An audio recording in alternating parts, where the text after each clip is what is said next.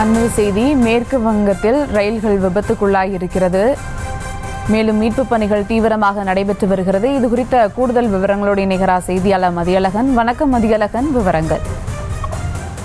மேற்கு வங்க மாநிலத்தில் பயணிகள் ரயில் மீது சரக்கு ரயில் மோதி, சரக்கு ரயில் மீது பயணிகள் ரயில் மோதி விபத்து ஏற்பட்டது. இந்த விபத்தில் 3 பெட்டிகள் மேல் தடம் புரண்டு இருப்பதாக தகவல்கள் வெளியாகி இருக்கின்றன. இந்த நிலையில் அந்த தடம் புரண்டும் அதே போல ஒரு பெட்டிக்கு மேலே மற்றொரு பெட்டிகள் ஏறி நிற்கக்கூடிய காட்சிகளும் வெளியாகி இருக்கின்றன. இந்த விபத்தில் பலர் படுகாயமாக அடைந்திருப்பதாக தகவல்கள் தெரிவிக்கின்றன.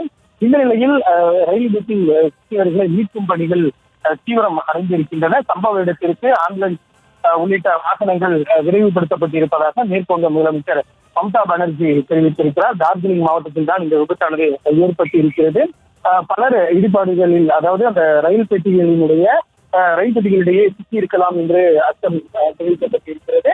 இதனை உடனடியாக அவர்களை மீட்கக்கூடிய வகையில் மீட்பு நடவடிக்கைகள் துரிதப்படுத்தப்பட்டிருப்பதாக தெரிவிக்கப்பட்டிருக்கிறது. மீட்பு பணிக்கு தேவையான அனைத்து உதவிகளும் செய்யப்பட்டிருப்பதாக மேற்குவங்க முதலமைச்சர் மம்தா பானர்ஜி தெரிவித்திருக்கிறார். விவரங்களுக்கு நன்றி மதியழகன். செய்திகளை உடனுக்குடனும் துல்லியமாகவும் தெரிந்து கொள்ள சப்ஸ்கிரைப் பண்ணுங்க.